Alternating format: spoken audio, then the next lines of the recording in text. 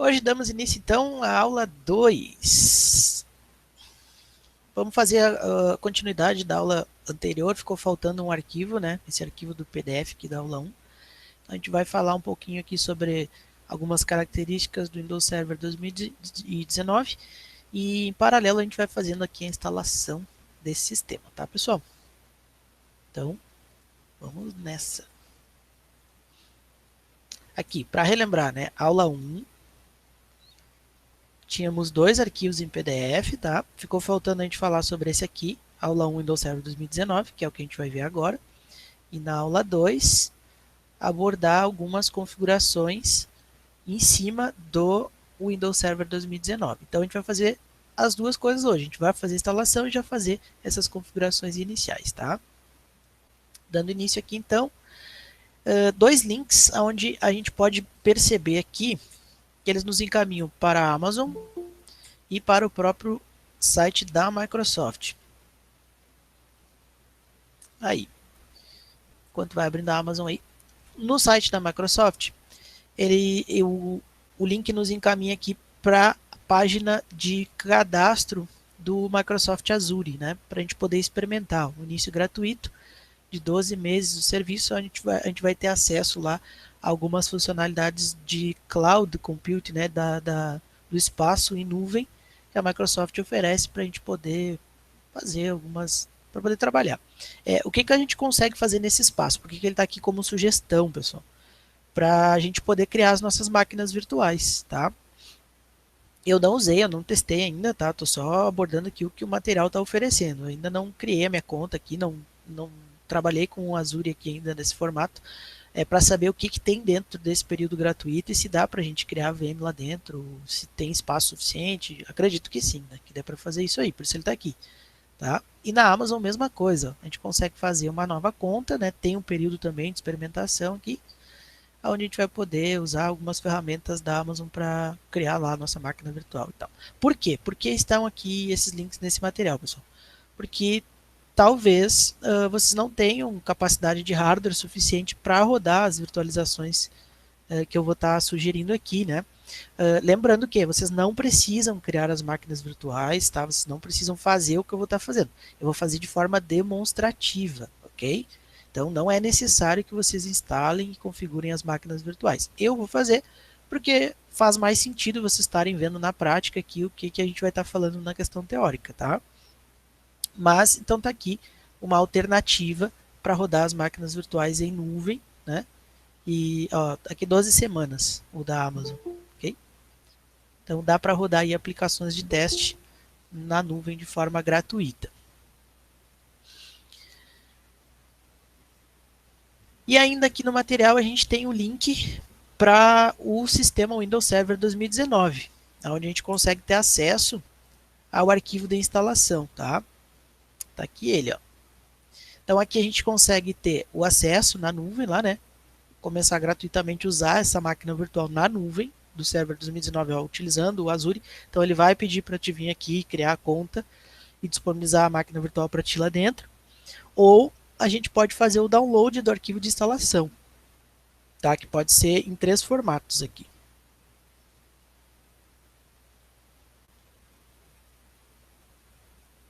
Pode ser no formato ISO, uma imagem do arquivo, né? Pode ser no formato Azure, já para importar ou exportar a máquina virtual dentro do cliente da Azure. E pode ser em VHD, Virtual Hard Disk, ou disco rígido virtual, aonde eu posso criar uma máquina virtual em qualquer programa, em qualquer software, e usar esse HD já existente virtual, tá?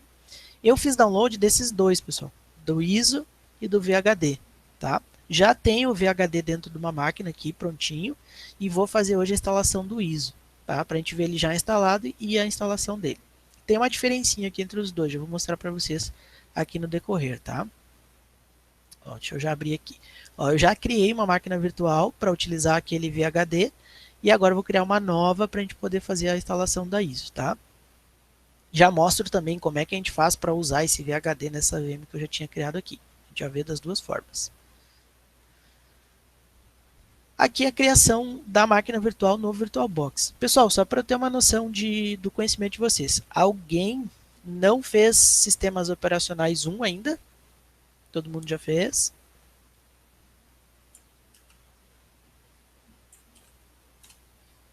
Todo mundo já mexeu com o VirtualBox? Tem uma noção do que é o VirtualBox?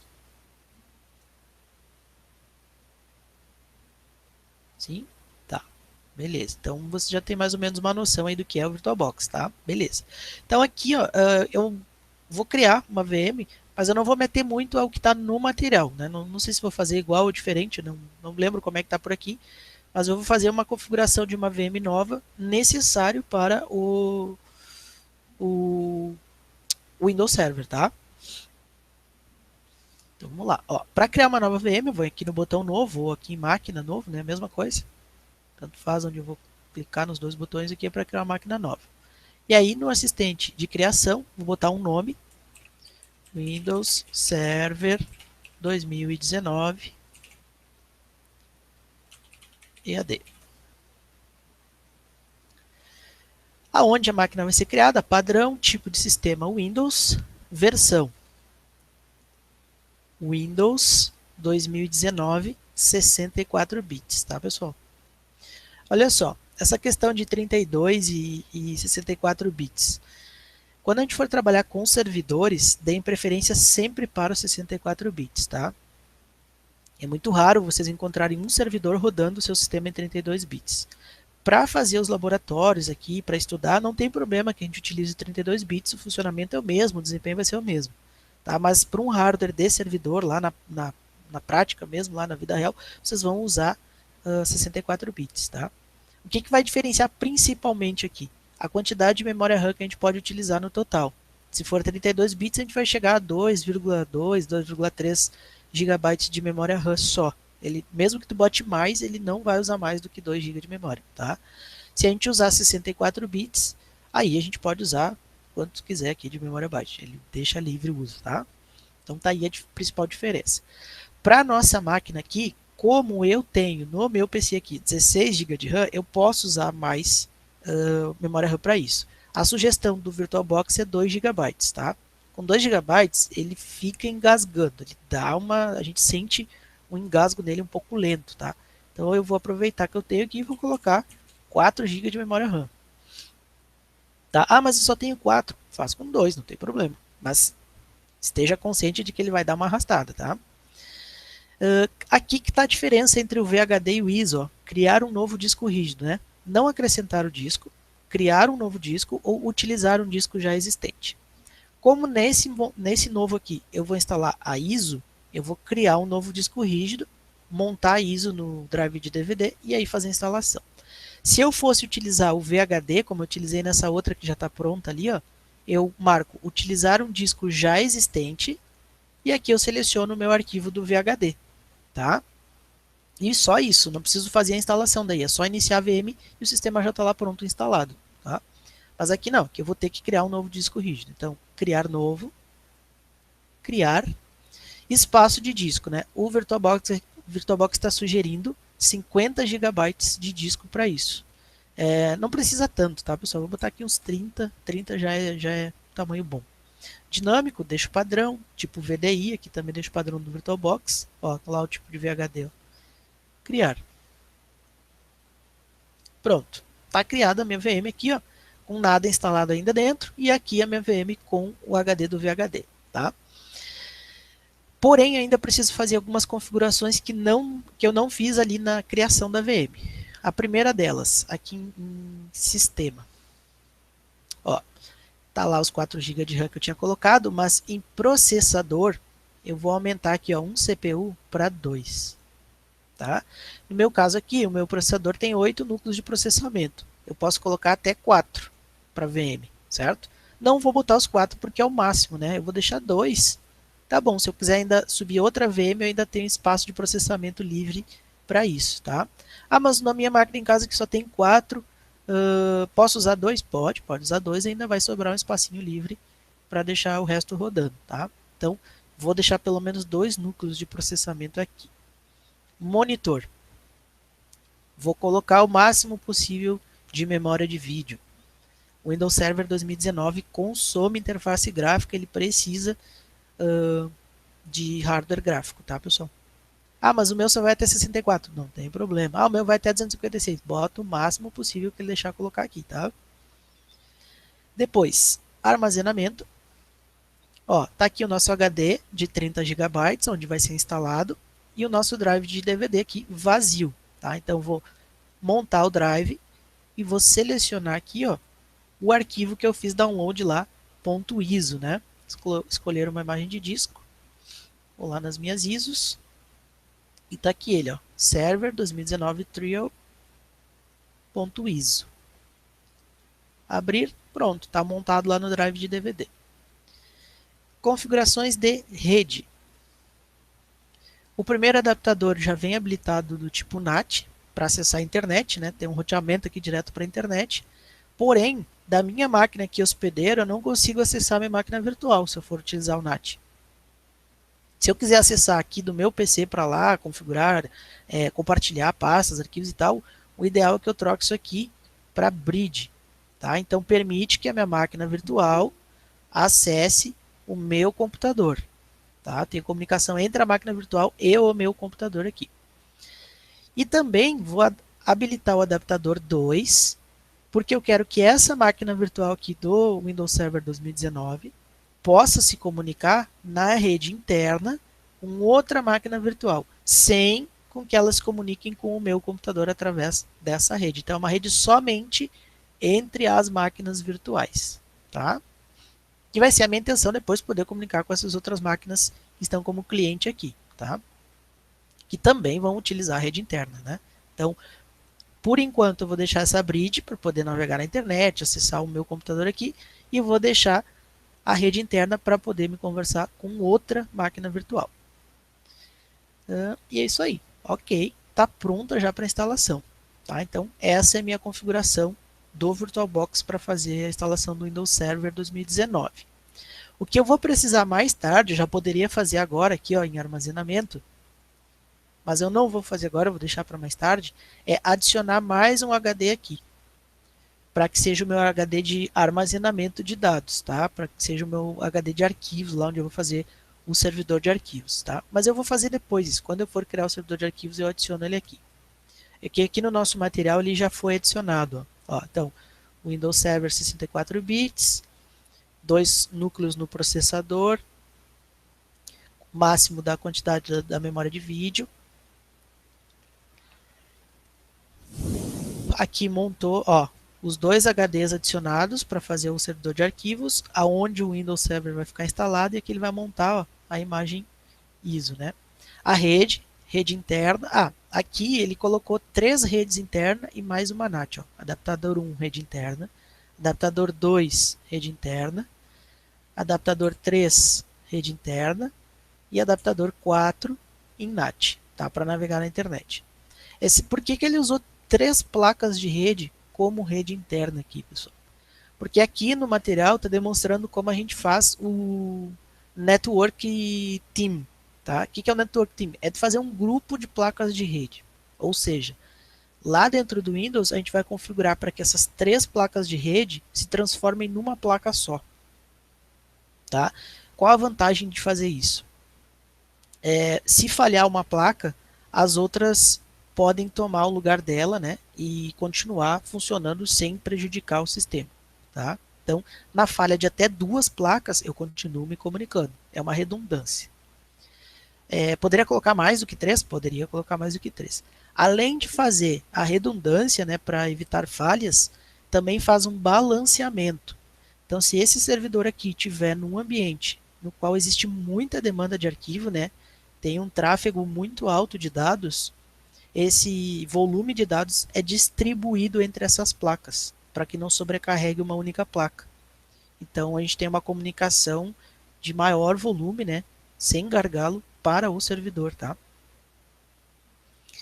E aí vem a instalação propriamente dita, né, quanto às versões e tal, e aí segue a instalação pedido sem administrador, que aí eu vou fazer agora aqui na prática com vocês. Então, já montei minha máquina virtual, agora eu vou então iniciar.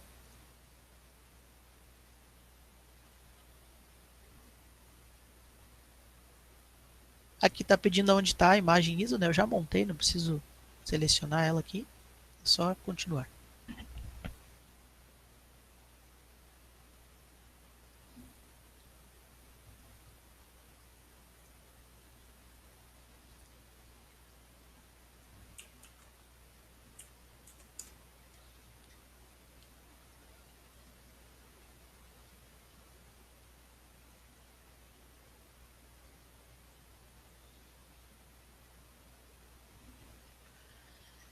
Então, a primeira tela aqui é a mesma coisa que a instalação do Windows 10, do Windows 7, para quem instalou, né, pessoal?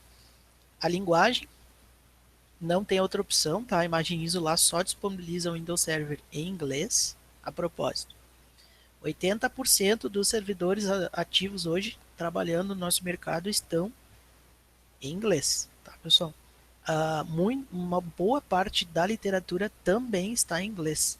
Então acostumem-se a usar os sistemas em inglês, ok? Claro, no momento inicial de aprendizado, não tem problema a gente usar em português. Até vou ver se eu consigo em português aqui para trazer para as nossas aulas, porque não adianta vocês estarem praticando inglês, mas não saber o que estão fazendo. Então é melhor primeiro aprender o que está fazendo e depois a gente vai migrando para um sistema em inglês, tá?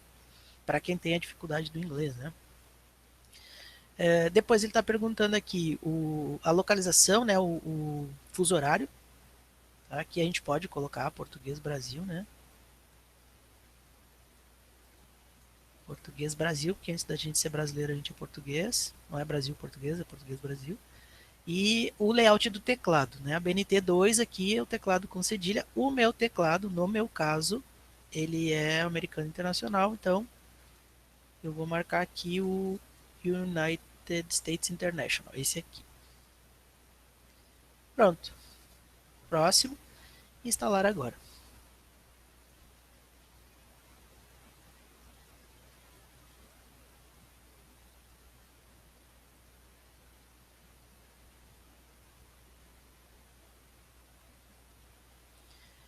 Tá aí. Escolhemos a versão. Tem duas versões aqui nessa ISO, pessoal. Standard e Data Center, tá? Ambas 64 bits. Porém, ó, a gente percebe que tem a versão Standard com e sem o Desktop Experience e a versão Data Center com e sem o Desktop Experience, né? Qual é a diferença? Bom, primeiro, com e sem o Desktop Experience é com interface gráfica e sem interface gráfica. Tá? A mesma coisa no Data Center, com interface gráfica, sem interface gráfica. E qual a diferença entre o Data Center e o Standard? Bom, tem um linkzinho aqui que facilita para nós. São poucas as diferenças, tá?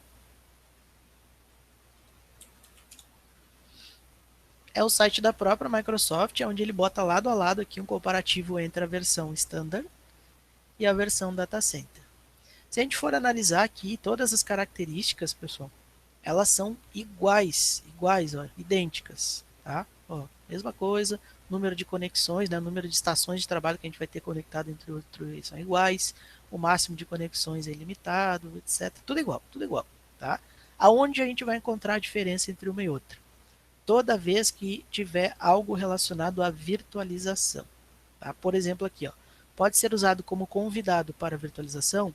Sim, até duas máquinas virtuais, além de um host do Hyper-V por licença. Então, ele permite eu interagir com virtualização de forma limitada.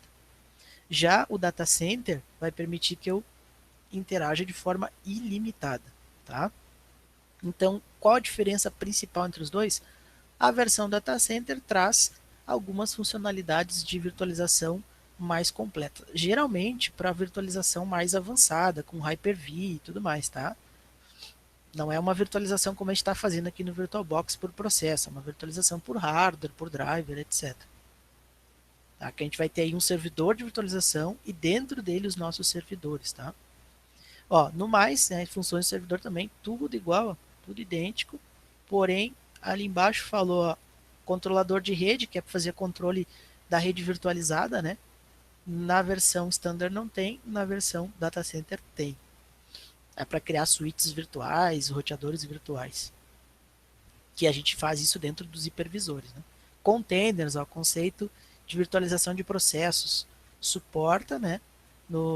Inclusive os containers ilimitados do Hyper-V E aqui na Standard ele vai limitar o uso de containers, tá? Ó, até 2 containers do Hyper-V. Então, ó, de novo, ó, suporte ao Hyper-V com guardião do host somente para o data center, não tem para o standard. Então, mesma coisa. Tudo que a gente for encontrar diferente vai estar relacionado à virtualização, ok?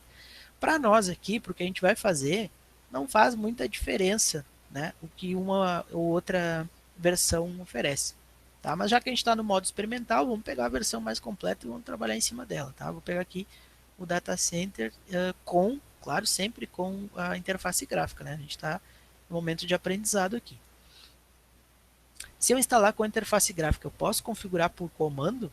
Pode, também pode. A única diferença é que tu vai ter à tua disposição a interface gráfica.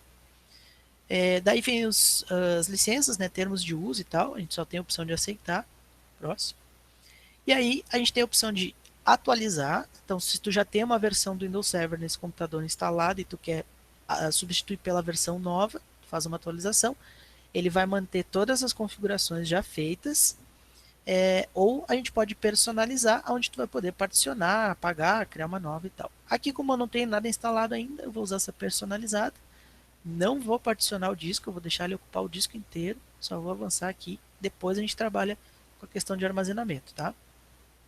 E avanço. O Walter perguntou ali o que seria o host por licença. Vamos ali. Aqui, ó, essa primeira aqui, né?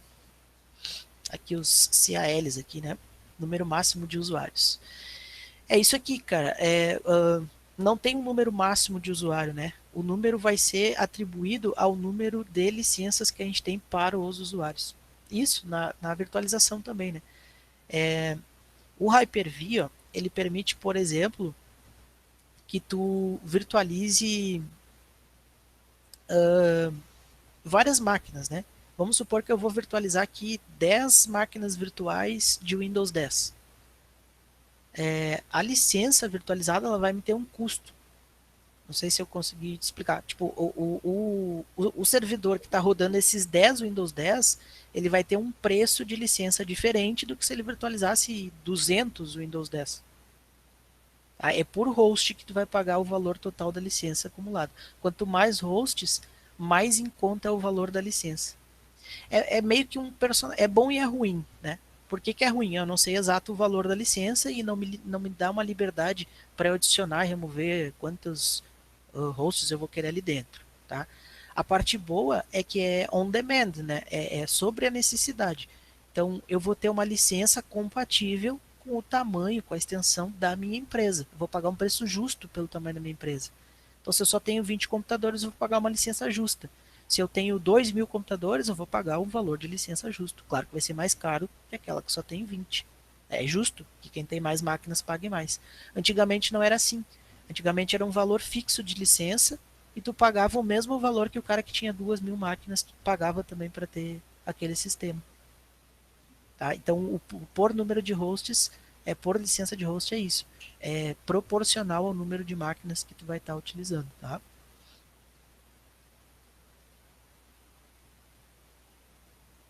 Tá aí. Tá? Então, mandei ele utilizar o disco todo e ele começou a fazer a instalação para nós. O próximo passo é que ele já vai pedir usuário e senha, né? A senha do administrador. Então, voltamos lá para o nosso arquivo. Tá? Então, escolhi a versão. Aqui ele vai pedir, né, qual é o usuário e a senha. Depois vou fazer a instalação dos adicionais para convidado. E aí fazer aqui a instalação da linguagem adicional, porque como ele está em inglês, eu vou adicionar aqui a questão da linguagem em português, tá?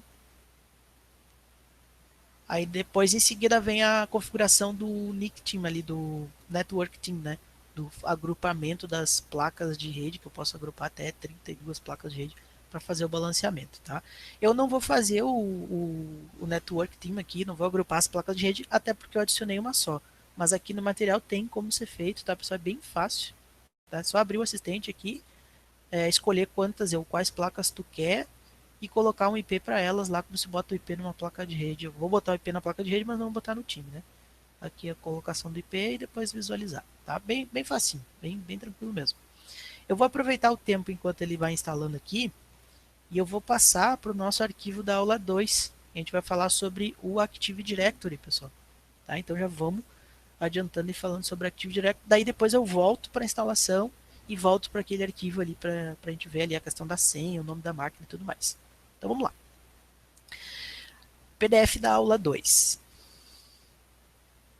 Serviços de domínio Active Directory. Instalar e configurar o ADDS, como ele é chamado, né? Active Directory Domain Server ou Domain System.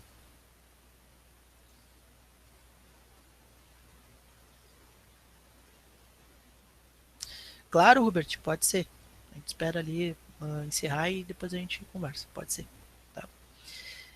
Então, Active Directory Domain Server ou Domain System, né? Para ser o primeiro controlador de domínio da infraestrutura da rede. Então, como é que a gente vai fazer isso para que ele seja o primeiro? Né? Eu posso ter mais de um? Posso ter mais de um controlador de domínio em uma mesma rede. Tá? O que é o Active Directory? Ele é uma ferramenta da Microsoft utilizada para o gerenciamento de usuários de rede, denominada serviço de diretório.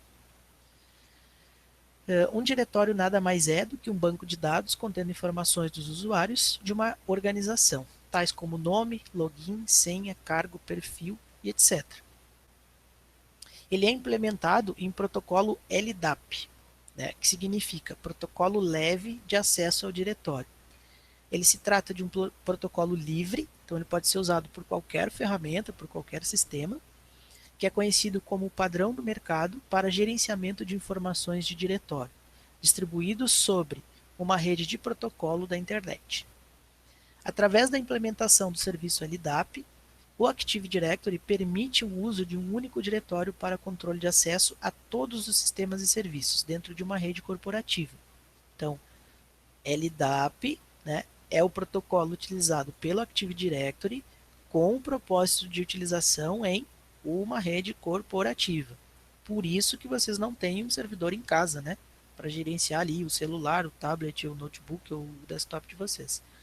Porque não é uma rede corporativa, tu teria que ter um número maior de computadores e necessidades para que fosse aplicado esse controle centralizado, tá? Isso significa que o colaborador de uma empresa não precisa criar um usuário e senha para cada sistema que tiver acesso, e sim utilizar o seu usuário e senhas únicos. Ou seja, sem o LDAP, sem o Active Directory, a gente atribui o controle aos recursos. Então imagina uma empresa com, sei lá, 30 equipamentos, lá 30 estações, né? Dessas 30 estações eu tenho 5 impressoras. Eu vou ter que botar uma senha para cada impressora. Eu vou ter, sei lá, 50 pastas, uma senha em cada pasta.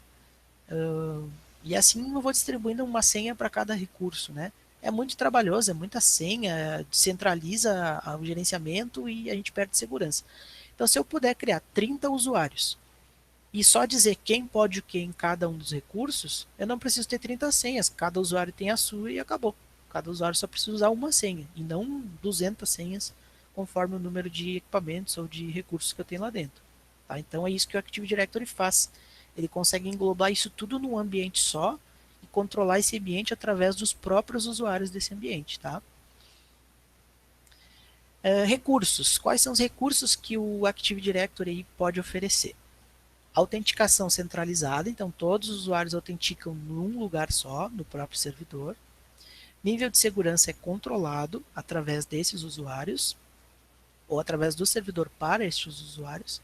Facilita a delegação de tarefas administrativas. Torna eficiente o gerenciamento dos acessos. Proporciona um índice de recursos na rede. Proporciona subdivisão de domínios em unidades lógicas. Então, eu posso criar áreas, né, de administração diferentes dentro de um único domínio, que são os grupos. Fornecer recursos de replicação de dados. Então, eu posso ter cópias de dados em outros lugares ou até um balanceamento de dados. Né? Facilita a atribuição e manutenção de múltiplos domínios.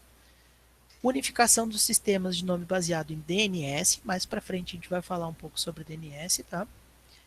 Para que ele serve, como é que ele funciona. Facilita a implementação de políticas de utilização, chamadas políticas de grupo, né, que determinam regrinhas ali de funcionamento para o nosso ambiente. Quanto à estrutura, como que o Active Directory é organizado? Então, esses recursos todos eles estão disponíveis através dos objetos. O que são os objetos? São os recursos de rede que são gerenciados pelo Active Directory. Cada tipo de recurso é gerenciado com um tipo de classe de objeto. Que objetos são esses? Os usuários, as pastas, os grupos, os computadores, as impressoras, os arquivos, etc, etc, etc. Então, tudo que está lá dentro do ambiente de trabalho, né? Além dos objetos, eu tenho as unidades organizacionais. São tipos de diretório contido nos domínios para a qual podem ser atribuídas configurações, através das políticas de grupo, para delegar uma autoridade administrativa. A unidade organizacional é o menor escopo ou a menor unidade a qual você pode atribuir estas configurações. Ou seja, as diretivas de grupo são a menor unidade no qual a gente pode atribuir alguma função a ela, tá? Alguma configuração. Digamos que os objetos, usuários, pastas, grupos, computadores, impressoras, etc., estão todos agrupados dentro das unidades organizacionais, tá? Como se fossem os setores, né, da empresa onde se trabalha. As unidades são os setores. Os objetos são os funcionários. Domínio. O que são os domínios? O domínio é a principal unidade funcional da estrutura lógica do Active Directory e pode armazenar milhões de objetos. Então, digamos que um domínio ele é um grupo maior que vai conter várias unidades organizacionais que vai conter vários objetos. Tá? Então, o domínio é o local, né, o ambiente onde está tudo organizado, todos os objetos organizados. Porém, eu posso também chegar a ter um conjunto de domínios, né, que é chamado de árvore de domínio. É a organização hierárquica de um ou mais domínios. Para criar uma árvore, é necessário criar primeiro um domínio raiz. Tá? Então, eu tenho que partir de um domínio, e daí, se eu tiver mais domínios, eu posso ter uma árvore de domínios. E se eu tiver várias árvores de domínios, eu posso agrupá-las através de uma floresta, que é um conjunto de árvores, né? O uso de florestas é bastante comum em grupos de empresas, onde cada uma das empresas do grupo mantém uma autonomia de identidade em relação às outras. A estrutura de uma floresta é utilizada para organizar as árvores com diferentes esquemas, já que os domínios dentro de uma mesma floresta não possuem necessariamente o mesmo esquema. Então imaginem uma rede de lojas, né, onde eu posso ter várias matrizes com vários filiais. Tá? Por exemplo, pega uma rede de lojas de âmbito aí mundial, onde cada continente lá tem uma matriz principal. Em cada país, daí tu vai ter lá as suas filiais. Ou até em cada país tu tem uma matriz principal e as filiais dentro daquele país. Tá? Isso tudo vai ser englobado por uma floresta. Cada país vai ter a sua árvore com os seus vários domínios, com suas várias unidades, com os seus vários objetos. Tá? É coisa bem mais ampla. A gente não chega a trabalhar aqui no nível árvores e floresta, né, pessoal? Chega a trabalhar até domínio aqui com vocês, tá?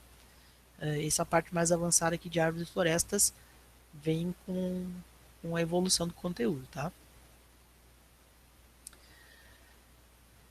E aí vem a configuração inicial aqui do nosso server pós-instalado, que é trocar o nome, fazer a configuração de rede para dar início à instalação do Active Directory, tá? Então, vamos voltar lá para a nossa instalação, ó. A nossa instalação, ele já fez a instalação do server e agora ele está pedindo para que a gente coloque uma senha para o usuário administrador para ele terminar a instalação. Pessoal, é obrigado a colocar uma senha aqui, tá? Não tem como pular, não tem como não colocar. No desktop a gente não coloca uma senha aqui, ele inicia o sistema direto, né? Aqui, até por uma questão de segurança, a gente deve colocar uma senha para o administrador. Vou botar uma senha que eu sempre uso aqui, que é uma senha padrão, para mim não esquecer. Tá? Para o laboratório, eu boto sempre essa aqui, ó, Brasil 2020. Tá? Por quê, pessoal? Ó, porque essa senha aqui, ela tem, ó, primeira letra maiúscula e tem pelo menos um número. A complexidade de senha do Windows Server padrão, ela é essa. Tem 8 caracteres, tem que ter 8 caracteres a senha, no mínimo. Tem que ter pelo menos uma letra maiúscula e pelo menos um número, tá? Então, geralmente eu uso essa. Depois dá para mudar isso, dá para aumentar, diminuir a complexidade de senha, Dá para pedir um caractere especial, etc? Dá. Depois dá para mudar. Mas inicialmente na instalação já vem essa. Pelo menos 8 caracteres, uma letra maiúscula e um número, tá? Daí eu uso essa para tudo, sempre. Para todos os sistemas, para todas as configurações, uso sempre o Brasil 2020. Até no nosso material tá um pouquinho diferente. Ele colocou outra senha aqui.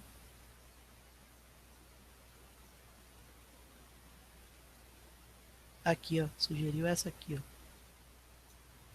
ó. É uma senha mais complexa lá, mais esquisita. Tá aí, tá? Coloquei a senha, então tá instalado, tá?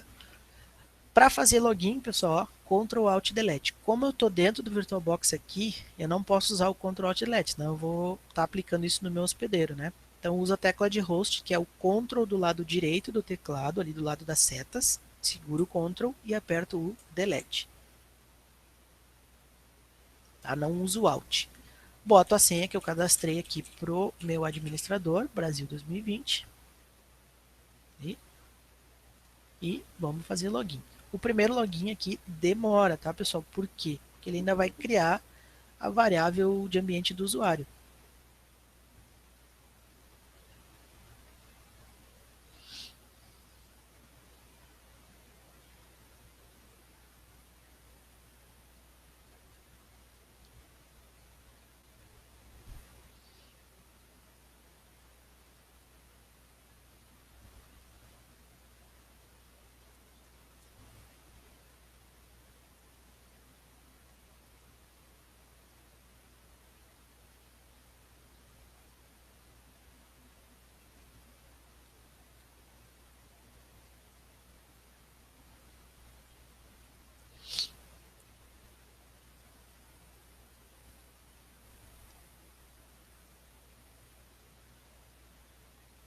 Tá. Eu tenho duas interfaces de rede, tá, pessoal? Tenho a bridge e tenho a rede interna. A rede interna não tem nenhuma interação, nenhuma configuração. É uma placa que está ali parada, morta. Eu vou ter que configurá-la manualmente. A bridge, eu tenho uma rede aqui, né, a rede que eu uso no meu computador, ela vai identificar que existe uma rede ativa, já vai configurar essa rede, né? E por isso, ó, ele está detectando, ele está perguntando se eu quero habilitar a descoberta de rede. Tá? Para aqui para o laboratório eu posso deixar aberto, vou dizer que sim, quero deixar aberta a descoberta de rede, tá? Na prática eu colocaria não por uma questão de segurança e depois se eu quiser habilitar eu habilito manualmente lá pelo painel de controle. Aqui eu deixo aberto porque se eu quiser fazer acesso remoto, compartilhar uma pasta, já está aberta a descoberta de rede, ele não vai me atrapalhar, tá? Porque não é o meu foco agora ficar focando na questão das configurações da rede, tá? Então já deixei habilitado ali. Sempre que o server é iniciado, uma nova versão, ele sempre abre o Server Manager, que é o gerenciador do servidor. Tá? Eu posso marcar aqui para não mostrar mais isso, ele não vai mais abrir, mas eu vou deixar ele abrindo aqui sozinho. Tá? Por enquanto eu vou fechar. Se eu precisar abrir de novo, ó, iniciar, Server Manager, tá aqui ele. Na versão 2012, 2008, ele fica aqui, ó, do ladinho do menu iniciar, o botãozinho esse aqui, do Server Manager. Aí já abre direto por aqui, tá? O 2019 tirou daqui e deixou dentro do menu iniciar. Bom, pessoal, aqui, tá? Se não tiver escrito aqui, ó, Windows Server, Data Center, avaliação por 180 dias e tal, e eu não falar para vocês que isso aqui é um Windows Server, assim, ó, de cara no visual, vocês vão dizer que é o Windows 10, tá? Não tem diferença. Se for abrir aqui meu computador, estrutura de diretórios, mesma coisa. Tudo igual, pessoal. É igual Windows 10. O que muda?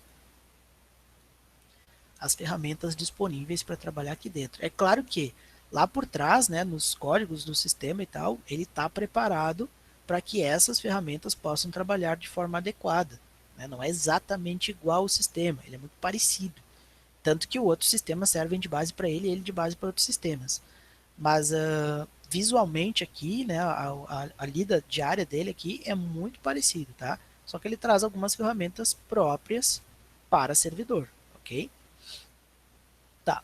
Primeiro passo, primeira coisa que eu vou fazer aqui, eu vou seguir o nosso documento lá, tá, pessoal? Botei a senha, vou instalar aqui os adicionais para convidado. O que o adicionais para convidado faz? Isso aqui é uma ferramenta do VirtualBox, e vai permitir, ó, eu trabalhar em tela cheia. Ele vai tirar esse quadradinho pequenininho aqui, ó, da minha tela e vai deixar eu abrir o Windows Server aqui em tela cheia.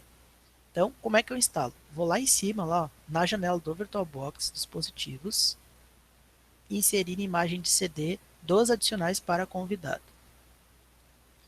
Aonde ele vai inserir? Dentro da máquina virtual. Isso aqui vai ser instalado na máquina virtual, tá, pessoal? Não tem nada a ver com a minha máquina hospedeira, não vai interferir em nada no meu sistema. Só dentro da máquina virtual. Ó, se eu for aqui no meu computador, tá ali, ó, um drive virtual do VirtualBox com os adicionais para convidado. Então, vou abrir e vou fazer a instalação aqui da aplicação mais adequada.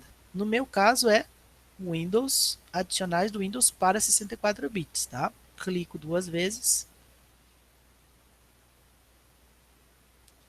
e aí avanço o assistente de instalação. Aqui ele vai instalar no HD da máquina virtual. Avanço, deixo tudo padrão, tá? Só vou avançando. Quando ele me perguntar se é um fornecedor confiável para programas de drivers, etc., eu confirmo aqui que sim, eu posso deixar ele instalar, ó, aqui, ó. Sempre confiar no software deste fornecedor, Oracle Corporation, né, que é a desenvolvedora do VirtualBox. Sim, eu vou deixar ele instalar. Sempre que ele precisar atualizar ou instalar um driver, ele não vai ficar me perguntando, ele mesmo já instala.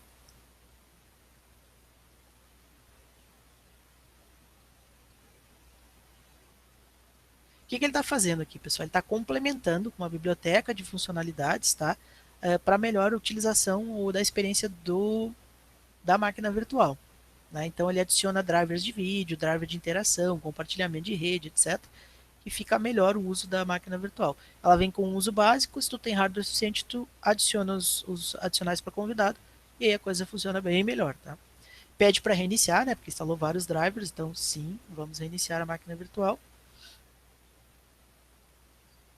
Enquanto ela vai reiniciando, o nosso próximo passo vai ser abrir as configurações para fazer a instalação da linguagem lá PTBR, tá?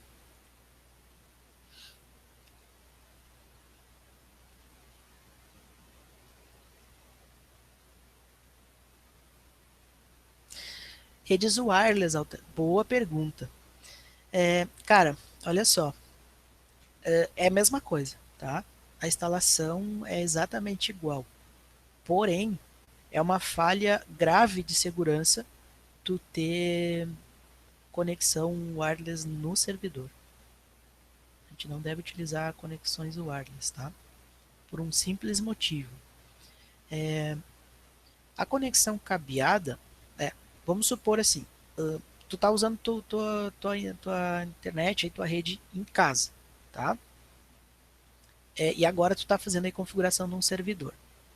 Como tu tá usando a rede cabeada, né, mesmo que seja numa máquina virtual, o teu vizinho, se ele quiser tentar fazer qualquer coisa com o teu servidor, tentar invadir ou qualquer coisa assim, se ele não for aí dentro da tua casa e pegar um cabo e conectar no computador dele para tentar fazer isso, ele não consegue fazer, não tem acesso à tua rede. Né? No momento que tu abriu acesso à tua rede para o Wi-Fi, esse sinal está dentro da casa dele. Então, ele tendo uma placa de rede Wi-Fi, ele consegue ter acesso ao teu físico, a tua conexão física, entende? Ah, mas ele não tem a senha, ele não está autenticado. Bom, é o primeiro cadeado que ele vai encontrar na frente dele, né? Se ele romper esse cadeado, ele está dentro da tua rede. Ah, daí ele ainda tem que saber a senha do administrador do teu servidor, o IP, o MAC, etc. É o segundo cadeado. E assim ele vai rompendo uma barreira depois da outra até estar dentro do teu servidor.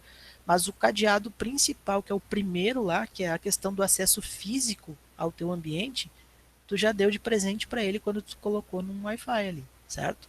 Então é uma falha gravíssima a gente colocar o servidor numa rede que tem acesso ao Wi-Fi ou Wi-Fi direto no próprio servidor, tá? A gente não aconselha fazer isso. Mas, se necessário, né, às vezes é uma rede, um local muito remoto, que ninguém vai ter acesso físico a ela, não vai conseguir nem capturar o sinal e tal, a configuração vai ser a mesma, tá? Mas não é aconselhável fazer.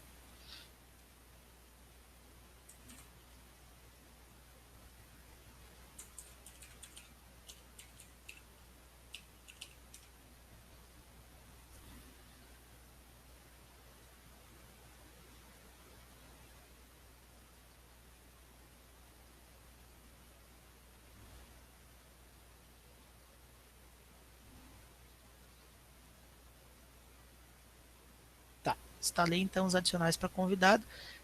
As primeiras aplicações aqui iniciais ele demora um pouquinho para iniciar agora, tá? Depois eu vou fazer o que? Tá, instalação da linguagem. Lá nas configurações,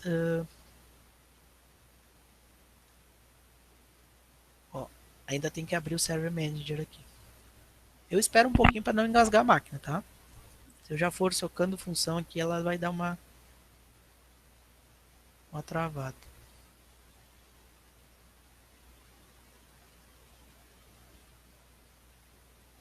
E o sistema, pessoal, olha só que absurdo que é isso, né? Ó, eu tô com 4 GB de RAM aqui nessa VM, 2 núcleos de processamento, 128 MB de vídeo, e olha o tempo que ela leva para iniciar. Não tem nada dentro desse sistema ainda. Ele está limpinho, ele está recém-instalado. A gente não adicionou nenhum serviço ainda, a gente não pediu para ele fazer nada ainda. Imagina depois que ele estiver rodando tudo aqui dentro.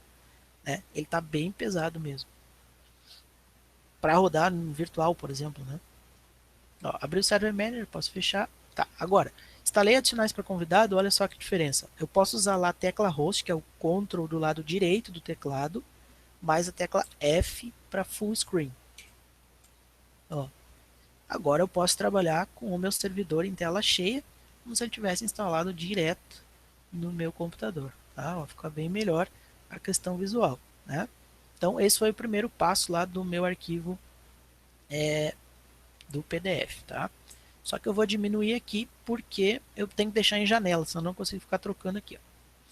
Próximo passo, então, é ir nas configurações, settings, time and language, para mexer lá com a linguagem, language.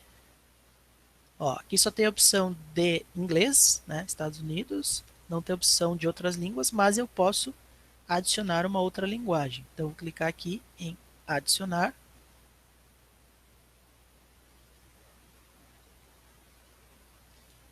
E aqui eu vou procurar por português. Português Brasil, pessoal, tá fechado para instalação. Não deixa eu instalar. Só português Portugal, tá? Esse aqui é o do teclado, tá? O layout do teclado. Não consigo adicionar a linguagem do sistema, porque quando tu bota adicionar uma nova linguagem aqui, ó, ele te mostra de tudo aquilo que será aplicado. Ó, display language, test to speech, né? Para usar a fala, né? Ou buscas, etc. Aqui é fala e do sistema e da escrita. Tá? Então, ele não deixa eu instalar o português aqui. Bom, eu vou desligá-lo. Ah, outro detalhe aqui, ó. Quando eu for desligar o servidor, ó, shutdown, ele sempre pede para eu escolher o motivo, por que eu estou desligando, tá? Isso aqui é para ter um controle do porquê ele foi desligado. Dá para desabilitar se quiser e depois também eu posso ali visualizar os motivos, né? Porque se faltou luz, ou se foi desligado por uma atualização, ou se foi desligado propositalmente, explicar ali por que foi desligado. Bom, o que eu quero mostrar para vocês? Ó. Essa VM que eu acabei de criar aqui, eu instalei a ISO, lembra? Que eu baixei lá do site e fiz a instalação da ISO. Ela não deixa eu instalar a linguagem português, PTBR. Na VM que eu já tinha pronta, que eu só botei lá o VHD e iniciei, eu consigo usar o PTBR. Ele deixou eu instalar, eu fazer a instalação. Do mesmo jeito, foi ali só ele estava disponível o PTBR para instalar, tá? Então eu vou abrir e vou usar essa aqui por enquanto para mostrar para vocês como é que fica o PTBR.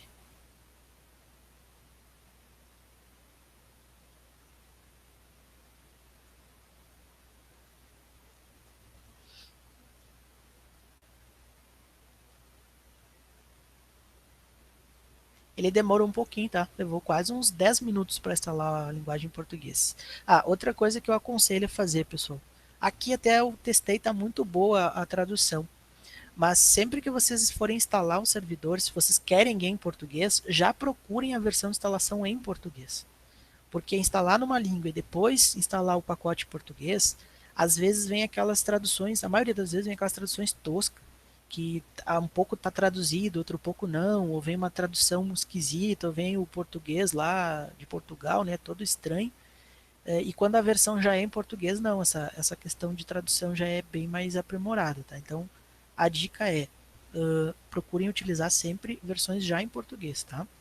Aí foi, iniciou.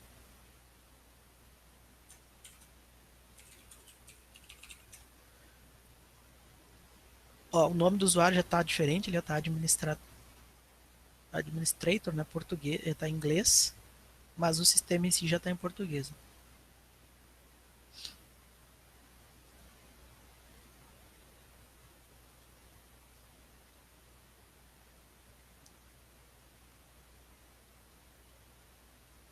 Ó, acessórios, configurações, facilidades, pesquisar, etc. Vai abrir o Server Manager aqui, que é o gerenciador do servidor. Ó, já mudou também.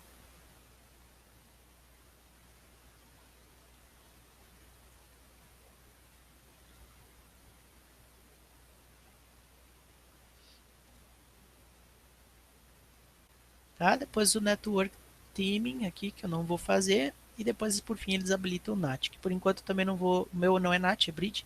Eu não vou desabilitar, vou deixar assim por enquanto, tá? Quando a gente for instalar o Linux lá, daí eu desabilito. Aí, abriu o Server Manager. Ó, todo em português. Tá? Servidor local, todos os servidores, tentar gerenciar servidores com um admin center, gerenciar ferramentas, exibir, todo em português. Abrir as configurações. Ó, português, né? Cadê? Aqui, hora idioma. Idioma. Ó, tava em inglês, não tinha o português. O que que eu fiz, né? Eu vim aqui no adicionar idioma, pesquisei ali o português e ele estava liberado para fazer instalação. Claro, agora não tá porque já está instalado, né? E aí, ó, aparece todos os itens que o português pode foi traduzido, tá? Então, tá aí, transformado para português com a instalação pós da, do pacote de língua. Próximo passo agora, então, pessoal, seguindo o nosso arquivo da aula 2 aqui. Mudar o nome do servidor. É um fato bastante importante, porque a gente usa muito dentro da empresa o acesso ao servidor pelo nome, tá? Por padrão, o Windows ele coloca um nome aleatório aqui. Tá? Como é que eu mudo o nome do servidor? Botão direito aqui no menu iniciar, vou lá em sistema.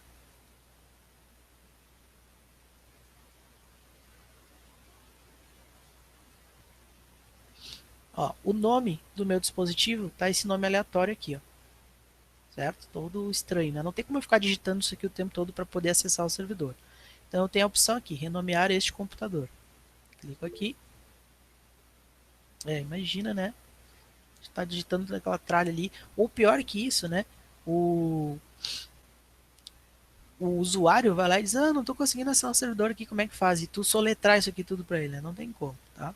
Então vamos colocar o nome aqui, ó. Segundo o material, ele tá como AM Server. Tá? Existe uma regrinha para nomenclatura, se a gente coloca ali o tipo de serviço, ainda tá 01 ali. AM Server 01. Ou o local e o número do servidor. Vamos botar assim, AM Server 01. Avanço.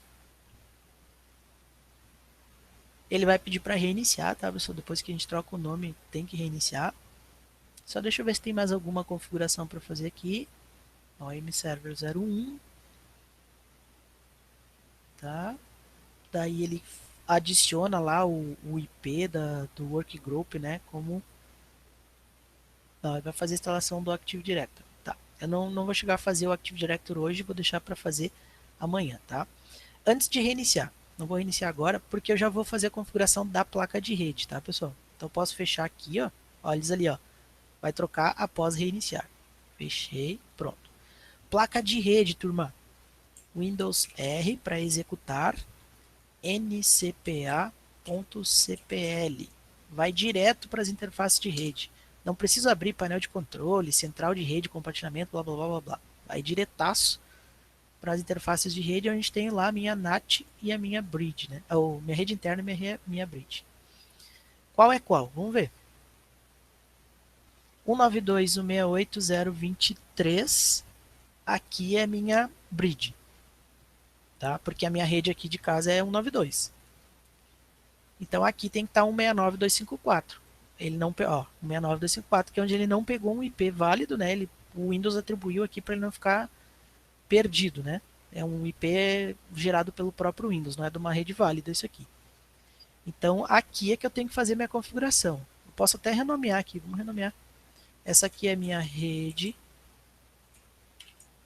interna e essa aqui é minha rede bridge. Pronto. Aqui eu vou colocar um IP então. Propriedades. Vou aqui no IPv4, né? TCP IPv4 e boto um IP. Vou escolher um aqui, tá? 200.0.0.1. Máscara, não tem o gateway, né? Ainda não tem nada de gateway configurado e também não tem o DNS ainda, é só o IP e a máscara. Ok? E ok. Pronto, ó. Tá ali o IP. Opa, não atualizou ainda.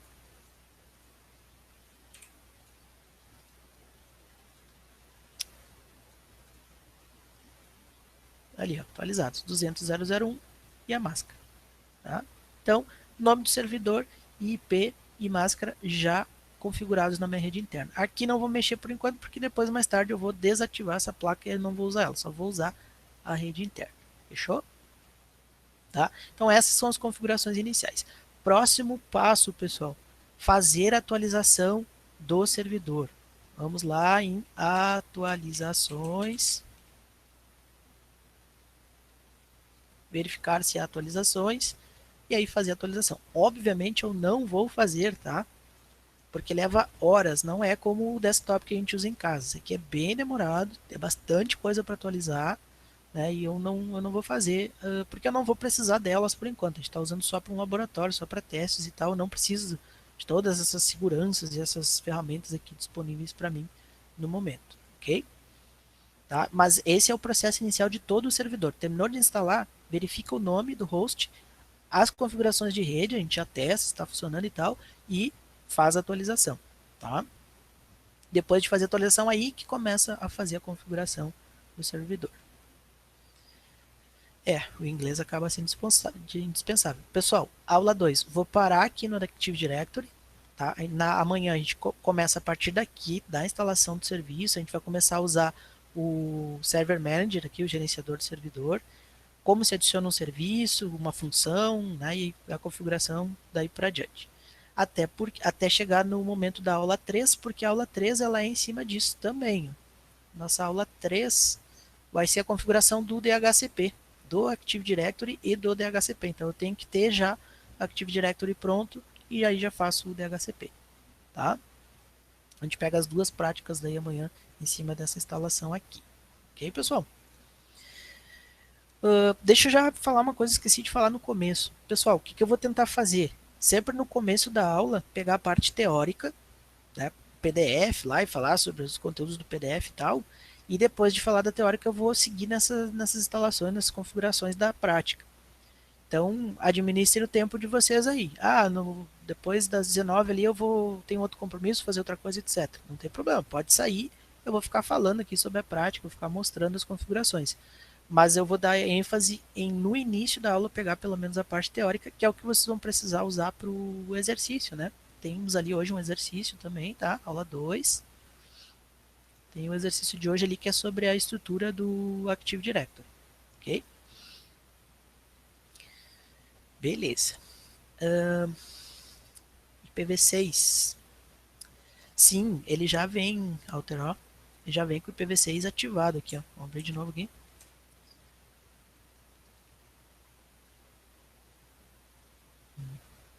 Ó, IPv6 ali já está ativadão e funcionando automaticamente, fazendo conversão e tudo, tá? Como o nosso foco é principalmente rede interna, tá, cara? A gente acaba até por desabilitar isso aqui. A gente acaba não usando o IPv6, né? A gente trabalha com o IPv4, né? IPv6, ele dificilmente ele vai vir se aplicar diretamente sobre a rede interna. Ele vai levar muitos anos para isso ainda. Né? Provavelmente vai ficar sobre a estrutura de internet, estrutura de rede. Tá? É porque ele tem muito mais possibilidades do que a gente vai necessitar dentro dessas redes internas hoje. Né? Tem que ter mais do que 16 milhões de equipamentos, de máquinas ali dentro da empresa para precisar do IPv6 ao invés do IPv4.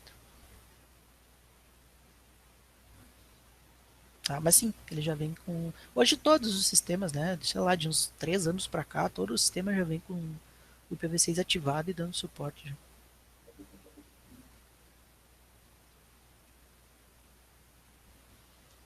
Certinho? Tá, pessoal? Vamos fechando por aqui. Se alguém tiver dúvida, né? Ficou à disposição. O David, né? Vai ficar ali, conversar com o David agora. Não é o David, é o Hubert. Beleza. Tá. E aí, no mais, se alguém tiver alguma dúvida também, pode deixar ficar aí ou manda no e-mail lá depois, tá? Então tá. Boa noite, então. Até amanhã, pessoal.